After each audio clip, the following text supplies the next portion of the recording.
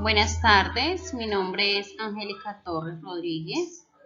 Mi docente se llama Ángelo Alejandro Corán, de Auditoría 2 de la Universidad Minuto de Dios. Las normas internacionales de auditoría llegaron a Colombia en el año 2016. Son un cambio significativo que mejoró la forma en que se hacen las cosas y cómo las empresas presentan la información financiera. Con este trabajo se busca implementar en diferentes escenarios las diferentes NIAs, las cuales se implementan en los estados financieros.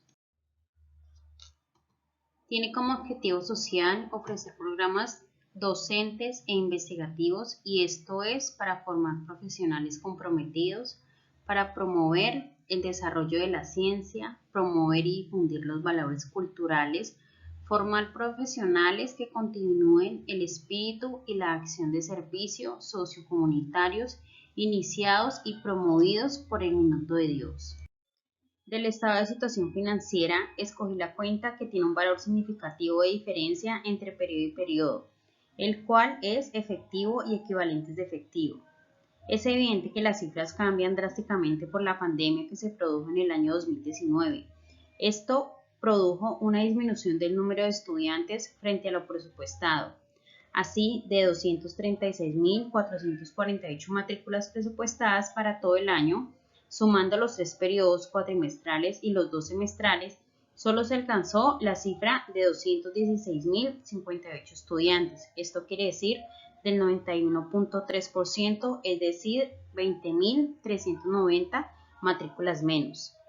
El impacto se registró tanto en el no cumplimiento de las metas de estudiantes nuevos, que son 9.893 matrículas menos, como en los estudiantes continuos, que esto quiere decir que son 10.497 matrículas menos, significando como esto que la pandemia causó que se incrementaran los índices de deserción y ausentismo.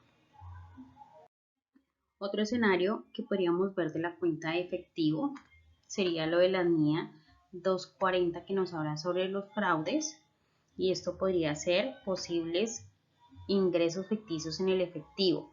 Un ejemplo podría ser exagerar los ingresos en los libros transfiriendo el efectivo entre las cuentas bancarias sin el registro correspondiente para ocultar un desfalco de efectivo. No registrar los ingresos de las ventas de contado. Se podría dar un ejemplo en el caso en que un cajero no registra las ventas de contado y desfalca el efectivo. No registrar el efectivo proveniente de las cuentas por cobrar.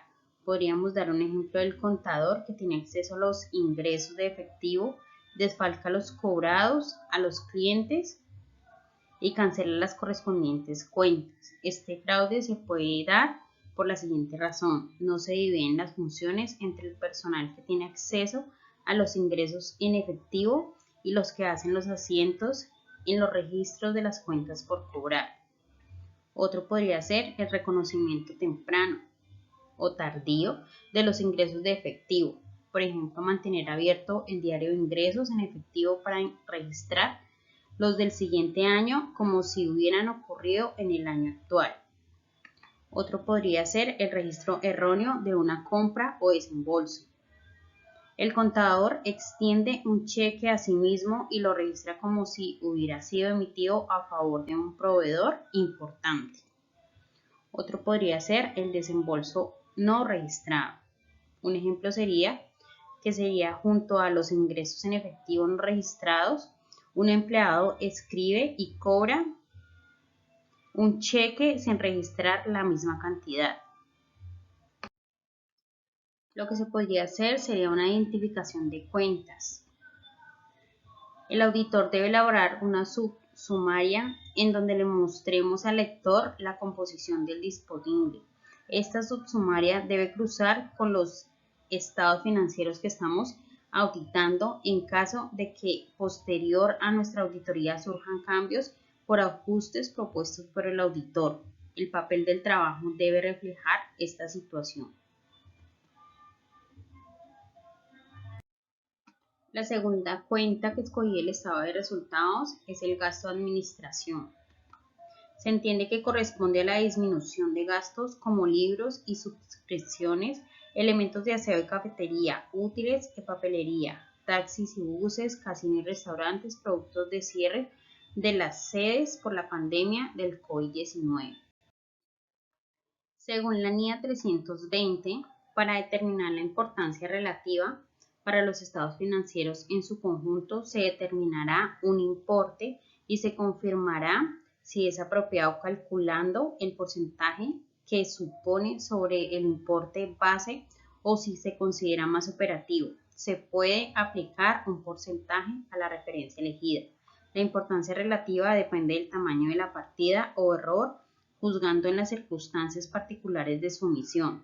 Se considera o determina en la planeación del trabajo de auditoría al determinar la naturaleza y alcance de los procedimientos. Evalúa el efecto de los errores en los estados financieros.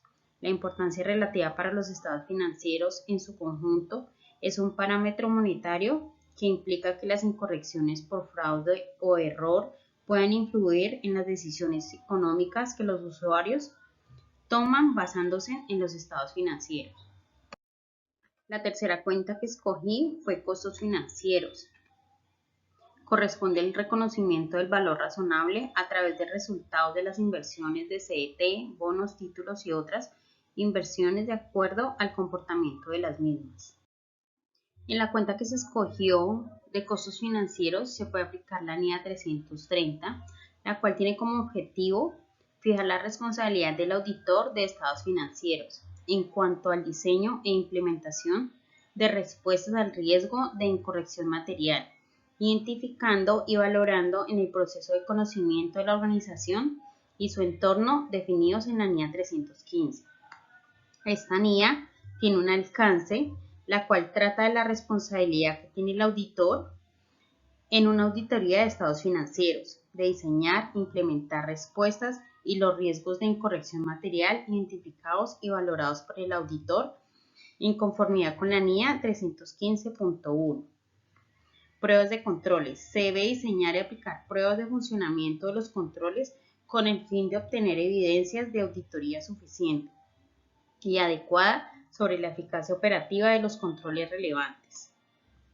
Los riesgos valorados. Las respuestas globales a los riesgos valorados de incorrección material en los estados financieros pueden consistir en insistir ante un equipo de auditoría en la necesidad de mantener el escepticismo profesional, asignar empleados con mayor experiencia y con cualidades específicas o recurrir a expertos.